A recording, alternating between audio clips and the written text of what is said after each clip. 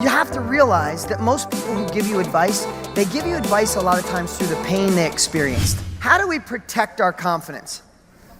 So to me, it's identifying in our own selves the things that ding our confidence, that bring it down a little bit and you don't even realize it. There's things that you do on a regular basis that tag your confidence and knock you from that 100% down to 95. I want to identify some of them, but I'm going to ask you guys to be open to figure out what your own are. You see, let's just talk about this.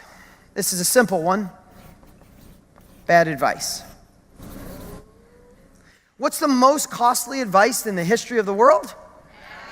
Bad advice. Even worse than that, you know what's more costly? Is free bad advice. That's even more bad. More bad. It's probably a better way to say that. That was badder. No, that's not good either. Let's talk about bad advice. I said it a couple times as a joke, but I want to go a little deeper. It's going home and your broke friend saying, that dream stuff. And all you need, and here's what I believe, it's cumulative. So if you go home and say, I want to make a shift. I'm going to share what I know and help people go faster. And you're all excited because you're at this group, whether you're in KBB or you're coming to HPM or just the capabilities you got here. You go home and tell one person and they go, oh no, that doesn't work. You need to know stuff online or you need to be a bigger expert.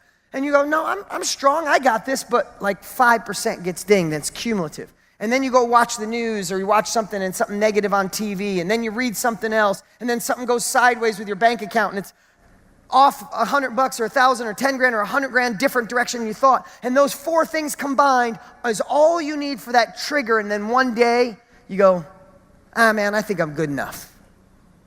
You know what I'm feeling? You feel me on that one? So think about bad advice as something you need to put a barricade up to. You need to block it. I'm going to tell you a little story here. I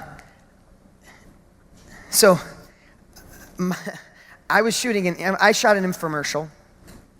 Let me back up a little bit. I'm in Utah. I'm in Salt Lake City, Utah with a smaller mastermind group. This is over 10 years ago. I've been doing masterminds for 15 years too. So 12 years ago, I'm in a mastermind group and I'm going around the room and I'm asking them, what is the biggest thing holding you back? And this happened to be about real estate education. And it was the perfect time to make money. And I'm going around the table and I'm asking, what's holding you back? And I'm expecting them to say, I can't find leads, or I'm not in the right area. I don't know how to sell the house. I'm afraid to talk to sellers. But this particular group, maybe because the first person set the intention, first person said, man, I've been married 42 years. It was a guy who was in his almost 70s. Great guy, Tom. He went on to crush it. But he gets to him, he's like, my wife doesn't support me, and she's telling me I should do this. And I'm like, okay, we talk through how we could get his wife on board, and then go to the next person, like, my brother said, man, you've been on infomercials. Is this real? And it's got a little doubt in my head. And I'm like, oh, Jesus, your brother, you want to be? Never mind. That was a whole nother story. I found out about his brother. So I go around the table, and I realized that 80% of the people in this little mastermind weren't being successful because of bad advice, and it fired me up. I literally jumped on a plane. I'm flying back to Phoenix. And I called my team. I said, set up, I want to do a new show. I was just feeling it. And they said, a fancy one? I said, no, we have a bookshelf at the studio. Just put a chair in front of a bookshelf and turn the camera on. And it was a book back then. I forget what book it was. It doesn't matter. I get home and I literally land. I got shorts on and flip-flops, and I put a sport jacket on with a chink. So just picture button-up sports jacket, which I haven't probably worn one since then, and I may never again for the rest of my life. Just my wedding is where that was it. So I put sport jacket on, button up, and I sit down in front of a bookshelf, shorts and flip-flops on. I said, turn on the camera. And I'm just like spitting fire. I was feeling it at that moment. So I'm talking, and you know when you get into flow and you barely remember what you say? Anybody ever see the movie is it Old School or... No, I'll think about it in a minute. I'll screw that up if I keep going down that road. But I got in flow, and I forgot what I was saying, but I was so fired up that there was a point that I said in this show, listen, bad advice is the worst advice in the world. I was on fire. I'm like, listen, think about it. I said, my parents have been married 9 times. I love my parents to death, but when I want relationship advice, I don't ask them. They only know how to do it wrong. They suck at it. Totally forgot I said that, right? In the middle of a whole half-hour show. I swear on my life, I'm not joking one bit on this or making it up or embellishing it. I forgot I said it. So now I'm like, I don't know, it was the least fancy show I'd ever done. It was just me in front of a bookshelf. There was no graphics. Every once in a while I said, hey, if you want to get my book, I want to help you. I said, click the link, call or click the link below, whatever. Infomercial goes out. That infomercial becomes the #1 infomercial I'd ever done. It does $175 million in sales. Now, but I got to tell you, that's not the bad advice part. All of a sudden, I forget, the show's out there, it's rocking, I'm feeling great, I'm impacting lives, thousands, 5, 6, 7,000 books a week are flying off the shelves through this infomercial. And I get a call, and it's my mom. And I'm like, Mom, what's up? She said, I'm not going to exaggerate one bit. She goes, really? And I said, what, Mom? She goes, really? You have to tell the whole world, I watch your show morning, night, and afternoon to tell the whole world we were married 9 times, and you had to say I was married 5? She goes, you know your Aunt Dorothy, her favorite aunt? She goes, your Aunt Dorothy thinks I was married twice. Thank you.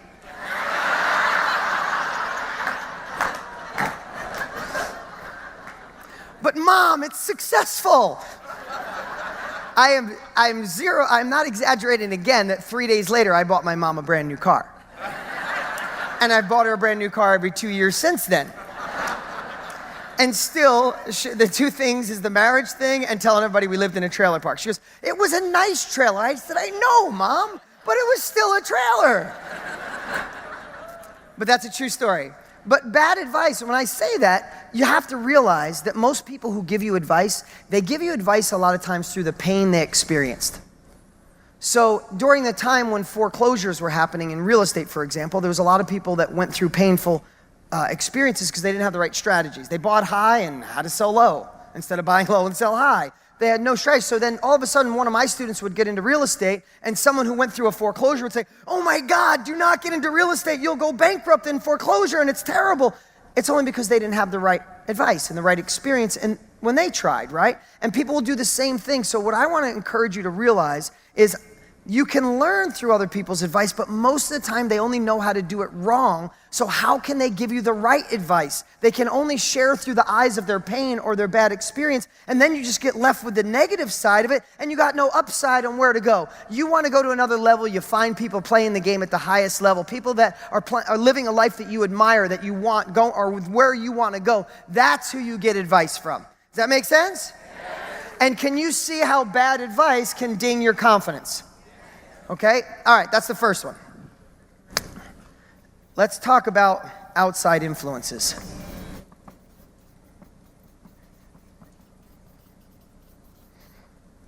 Outside influences.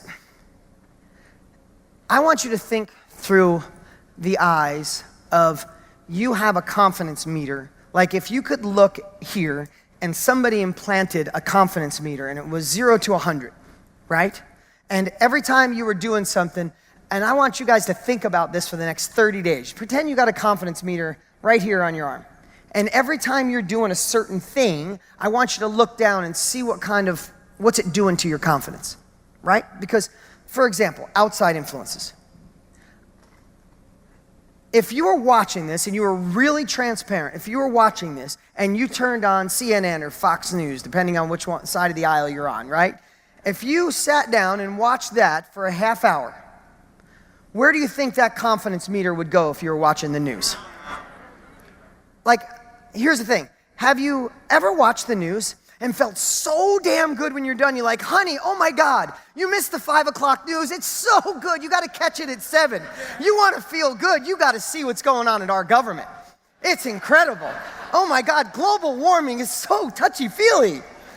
Like, every time you watch the news, does it bring you up or down? I've been on a news diet for 13 years. I have no freaking clue what's going on. And some people will call me naive.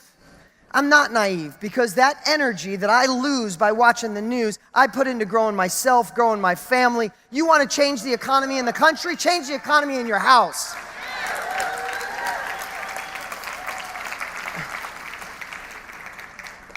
Here's the thing. We're only allocated a certain amount of time in a day. We're only allocated a certain amount of energy. We're only allocated enough oomph to go make it happen. If you're spending a half hour searching online, checking the 2 different news or reading a paper, cover to cover, all it's doing is putting doubt and question and diverting your focus on being a better version of you that makes a better version of your family, makes a better version of the people that are around you, and you get to impact the world in a positive way. You want to change the world? Stop reading the news and be the news.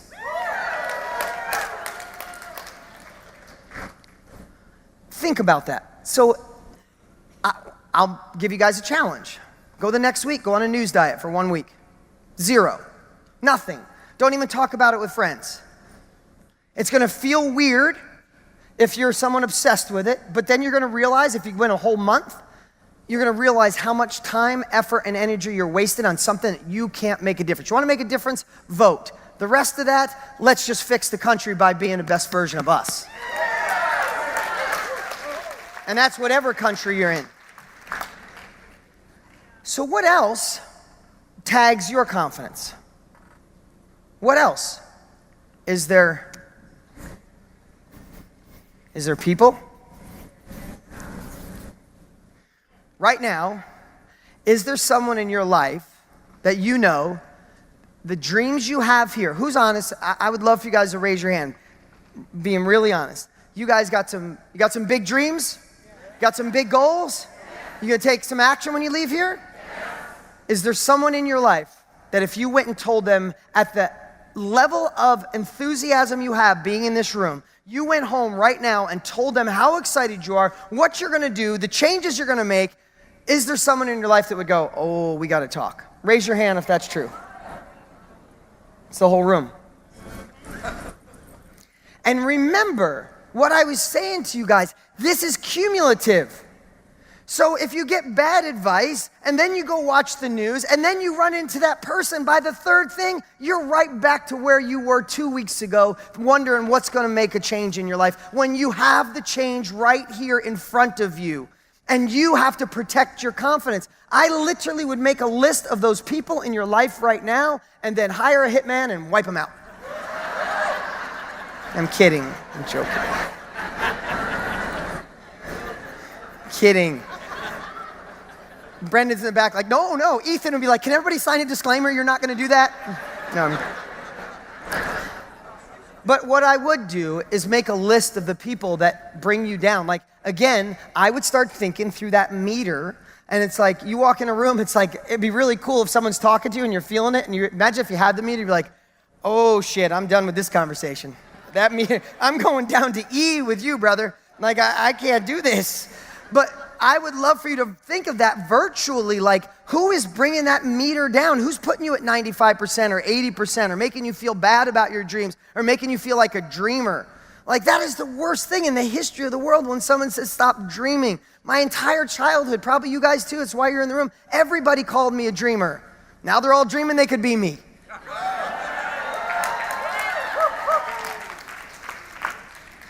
That was kind of cocky, but it's true. What I would love to do is know that, and believe me, I know that some, as I say, people, there's some people you can't eliminate. Some of you are saying, that's my husband, that's my wife, that's my mom, that's my dad. It's like, you can't whack them. It's not good at all, right? So what do? Is you have to come up with some kind of barrier that sets limits for yourself. You have to find a way to strategically become Teflon or limit or find things to talk about that don't drag them down the road. Here's the crazy part. Some of you, it's a little bit your fault because you already know that your husband or your mom or your brother or your sister-in-law, if you probe with the right question, you already know the shit they're gonna say and you still ask them. Am I right? Okay, so if you can't get them out of your life, you know what I mean? No, I'm kidding. If you can't get them out of your life, then you have to figure out a way to become Teflon. Don't ask the dumb questions that are gonna get you a dumb answer. Go there and talk about them. I have 2 negative people in my life that I can't get rid of. They've been around forever. I know how to communicate with both of them so I don't get one bit of advice. I ask them, I flood them with so many stupid questions about them. Just being honest, one's been a friend since 3rd grade. Every time I see a man, I know he likes to talk about the good old days. I want to vomit talking about the good old days. You know what my good days are? Tomorrow. But every time I see him, which is only a few times a year, and he'll be a friend for life, I'm like, oh man, remember back? Remember? And he's like, oh, he loves talking about it. And then, oh, time's up, and I'm out. If I went there and said, hey man, I'm thinking of doing this new business. Oh man, you've already accomplished so much. Why would you risk that? Why would you? Hey, listen, dude, I feel like I got to sit you down and tell you to slow down. Really, dude? Really? You're going to tell me? Like, that's the kind of advice I would get from him. So I figured that out. I figured out how to navigate with my parents on certain things that I get feedback that I don't want. I just figure a way around it. Plus, I cut them both a check each week, so they kind of listen to whatever I say. So that's a cool thing, too. If you don't want your parents to bug you anymore, retire them. My dad says it, I'm like, He's like, oh, it's okay, son. And I'm not lying. They don't want that. They don't want to get cut off. My mom's about a month away from needing a new car, so I get anything I want. Okay. Bad advice, outside influences, people. Are you guys feeling me on this? You want to keep this buzz? Who wants to keep this buzz? Who wants to turn this buzz into being bold? Right? Who wants to turn being bold into actionable steps that actually shift your life? It's not gonna last if your confidence goes down. There's a lot of different ways I could share this with you, but for me, this is the easy way. Look for the things. Pretend you got that in your arm. Your confidence starts going down. Shift, adjust. It doesn't mean you have to end a relationship. Just find a way around it. Maneuver, shake. You're smart enough. You got this. Okay. Another one that's big to me is number 4, is weaknesses. And I'm probably not going to spell it. I'm just going to make it sloppy in case I spelt it wrong. One of my weaknesses. Okay. The biggest lie we've ever been told in the history of the world is to work on our weaknesses. It is absolutely a lie. And it's wrong, and it's flawed, and it's what we're taught our entire childhood. You suck at something, then put all that focus on it. It's like, why? I want to give you a couple examples. I do have dyslexia. I was terrible in school. I was wanting to quit school by 11th grade. I didn't go to school past 10-15. I went and do the minimum. I did like English, math, and gym, and I think I took ceramics. And now that I'm older, I realize my ceramic teacher used to make bongs all the time. He would call them vases, and I'm like, well, why does a vase have 2 holes in it? The water will spill out. He's like, and I was too naive. I'm like, oh. I don't know. Anyway, Mr. Samselsky, I know. So I was out of school, felt insecure, and I used to think I'd love to be successful. I felt like there was more inside of me, but the world was telling me I was dumb. I was being judged by an outdated scorecard. I was being judged, and I was questioning my own worth because I wasn't good at reading. I couldn't comprehend. The teachers who taught it in school, this is what I started to realize. The teachers who taught what we were going to learn in school, I got straight hundreds. Literally, if they said it, I'd hear it, I could get hundreds. The teachers that would put up the slides and sit and say, copy this down, go home and do this homework, and I'd try to read, I'd fail every one of those, right? So I didn't realize it. So here's the thing. What most people do is they carry that weakness, and the world lets you know you're weak, and I'm telling you right now, and I'm going to try to purge this out of you. There's some of you in here 20, 30, 40, 50, 60, 70, 80 years old, and you've been carrying out a weakness your whole life that someone else told you you're weak at, and it's one little piece that's holding you back. And that was a shit-ass story. It's not true. And I'm going to encourage you guys, by the time I'm done talking about this in the next 10 minutes, to throw that away. I am weak. I want to tell you guys, I am weak in so many areas. I suck at accounting. I can't read Excel spreadsheets. I still can't read. I only listen to books. I can't spell. I've got multiple New York Times best-selling books, sold millions of books. Every time I write, if I write a sentence, at least 4 words light up misspelled. Even worse. There's sometimes that I will try 5 different times to get it close enough for Word to give me an option. And then there's this new thing on Word. It says, idiot, what are you trying to say? I'm like, I don't know. Just say good. Like, I can't spell, and I never will, and I don't give a shit anymore. But some of you, someone programmed in your life that you need to be good at this thing you're weak at. Here's the thing. What you do, the evolution of life, is figuring out what you're good at and get amazing at it, and then just pay someone to do all the other shit. You got me there? I'm gonna tell you 2 stories. One is Ned Hollowell. He is, I mentioned it yesterday, he's ADD, works with a lot of kids with dyslexia, but works with a lot of kids with ADD. So you gotta hear this story. So I'm with Ned. He's written multiple books. Oprah called him the #1 ADD specialist in the world. So I'm talking to Ned. You gotta hear this. And he works with ADD kids that are usually, they go to ADHD, and they end up being hyper and on drugs and stuff to calm them down. And he gets these kids, and he has the most, and adults too, the most massive transformation of helping people with ADD than anybody in the world. And again, same as dyslexia too, but he calls ADD a gift. He said, you were born with a Ferrari engine, but with bicycle brakes. And he said, but ADD is the biggest gift you could possibly have. And I said, so how do you do it? And we're sitting and chatting, and he said, this is how I do it. Different than most people. What happens with a kid with ADD, he's sitting in class trying to read, but he can't, so he's tapping his foot. And when he can't read it and he can't pay attention because he'd be better off listening to a book than reading, but that's not the rules. His rules are he has to read this book and he has to do it before the end of class, and his foot is tapping, and finally the teacher says, you must do this, and when he can't take it, he gets up and runs around. Now he's got ADHD, we should medicate him more.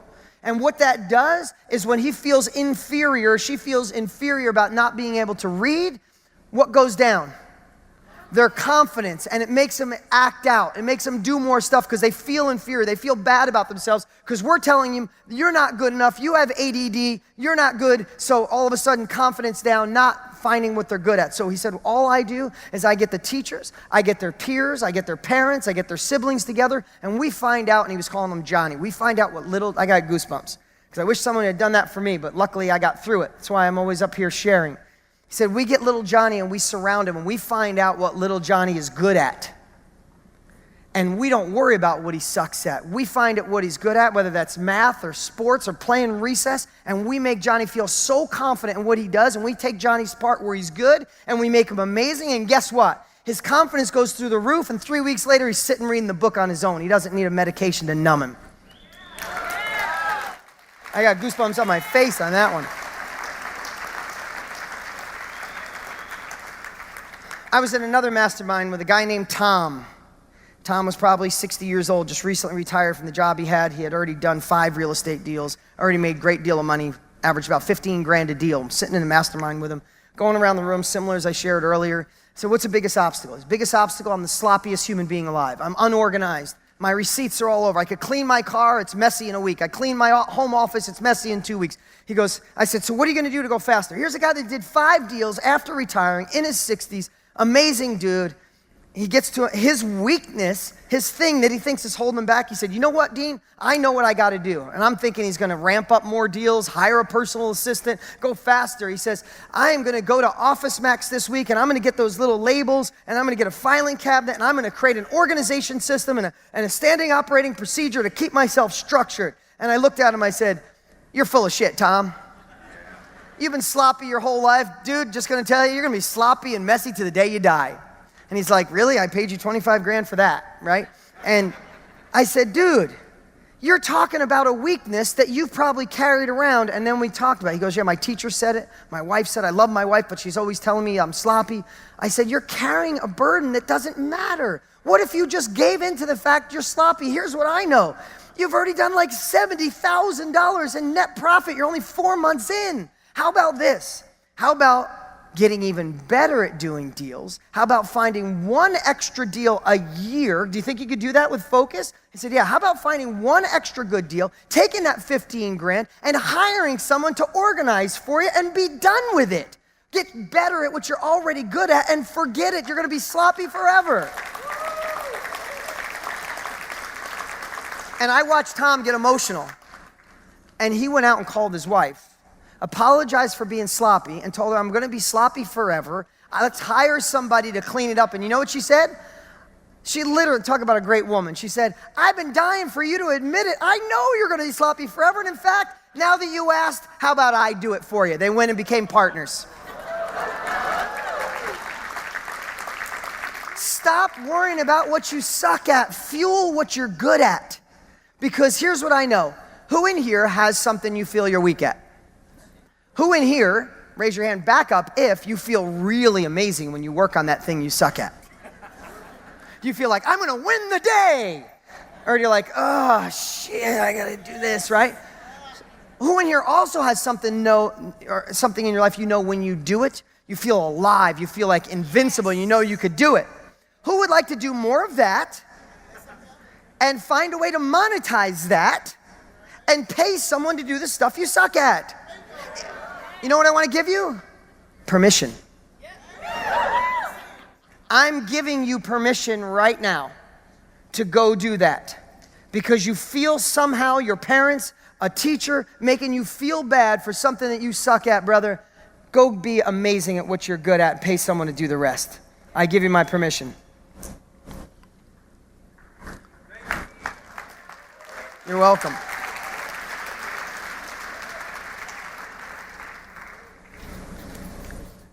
Do you see how weaknesses, working on your weakness, could be one of the biggest things that ding your confidence? And remember, one last thing in this, sometimes there's a who, not a how. There's a who, not a how. Meaning you go home and go, man, I just want to get my Instagram account going, but man, how do you do it?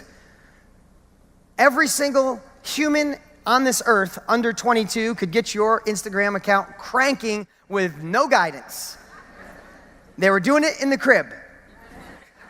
They get it.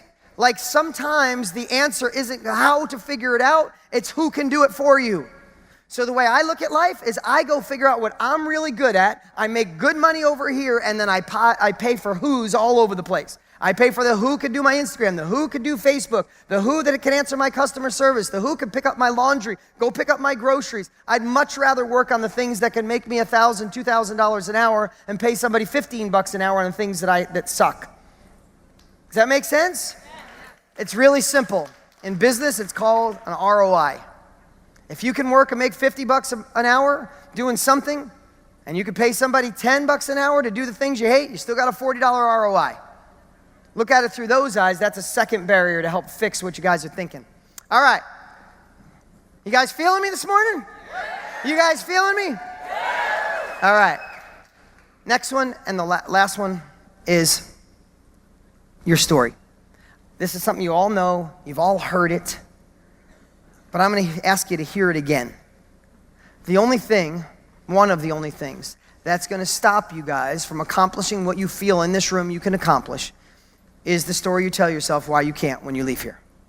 Your story will be good for the next couple days, but will that story maintain?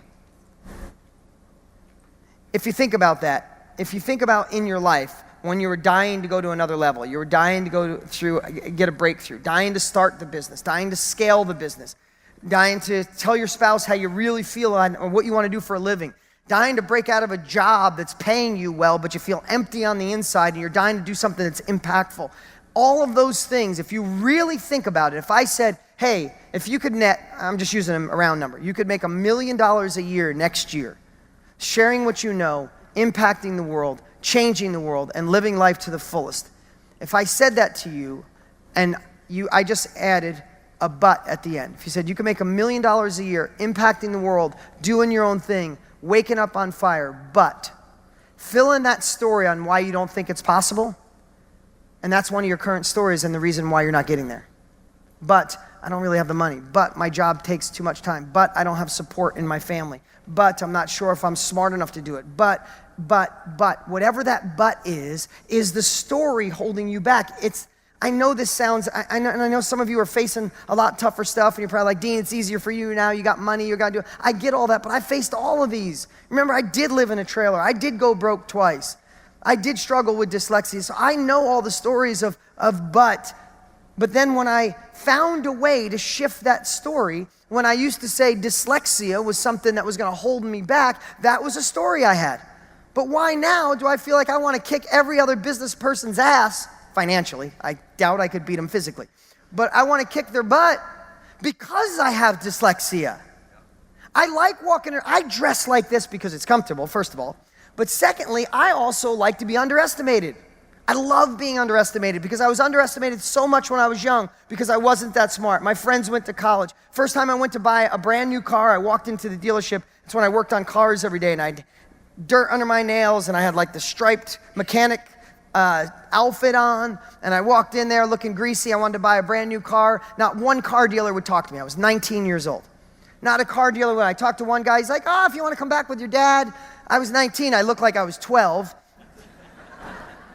I drove home. I had $21,000 saved up underneath my bed at 19 years old from hustling, from working 60-hour weeks. I drove home. I grabbed that 21 grand. I drove back there, went to the manager, gave him cash, and drove out of there with my brand new car.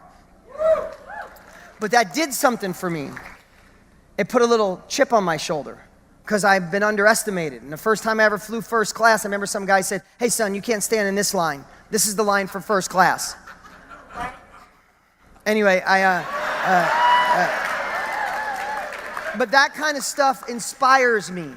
It used to be something that could be your anchor. That could take somebody and go, yeah, you know, I don't belong here. I like looking like I don't belong, but I belong more than all of them. So when I say, what's your story? What is the story that right now could be crippling you? And I don't just want to tell you to get rid of the negative story. I want to encourage you to flip it. I want to be successful because I was broke. I want to be successful because I had dyslexia. I want to be successful because my family didn't believe in me. Not because they didn't love me, it's because they just thought it was for other people. People can't do business that big who didn't go to school, who don't have money. That's for people who went to Harvard, right? Like, we have all these misconceptions. So what I've learned to do, and that's why my new book coming out is called The Underdog Advantage, is because the truth of the matter is, who in here has ever felt like an underdog? Right? Do you know who changes the world? Underdogs. All they've done is figure out how to use their underdog disadvantage as their fuel. They use it as their power, not as their crutch, not as the anchor that you're dragging. It's like you could say, I don't have a family member that supports me. It's like, I don't have a family member that supports me, and I'm doing this anyway. It's all a shift in your story. So when someone says to me, if you go back to talk to your 20-year-old self and say one thing, what would it be? Hands down, the number one thing I would say, your story is the only thing that can stop you. Nothing else is in your way. Change the story, change your life. And here's the cool part. If you think I'm full of crap, Google it. If you say, I could never do this because I didn't even go to high school. Richard Branson, quit 8th grade. 14th, 18th richest man in the world, quit 8th grade. Still can't read well. You can say, I'm doing this, but I'm a mom. You know, I'm a single mom. Google it. Find a single mom who's a billionaire. Like, there is way too much proof out there. In any circumstance you're in, someone was in it, and they found a way to turn it into their advantage, to their rocket fuel, the wind behind their sail, while most of the people use it as their anchor. And I'm not saying this, I feel bad. What do you think I'm out there shaking the trees? I want this message to be in everybody's hands. But guess what? You're here. You're hearing it. Now it's your obligation to take this and go do something with it. You got me on that one? Change the story, change your life. You've heard it, but now let's do something about it. You guys ready for that?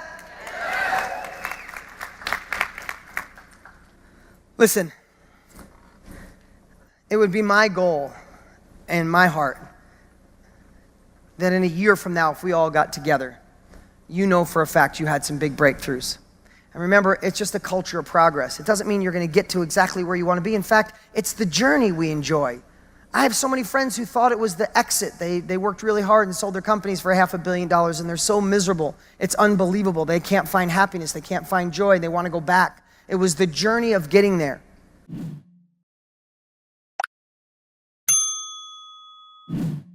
Listen, I've been doing this long enough to know that if you look to the left or the right of you right now, you might think, oh, maybe this person doesn't have the disadvantages I do. Maybe this person has more advantages, or like you start thinking, I just want to tell you, because I've been doing this for so long, There's no common ingredient to the students I see or the people I know that have become successful. There's not an ingredient of what school they went to, what place in the world they were born, how much money they have, what their IQ is. There is no common denominator except for those willing to make the changes and the shifts to go get it.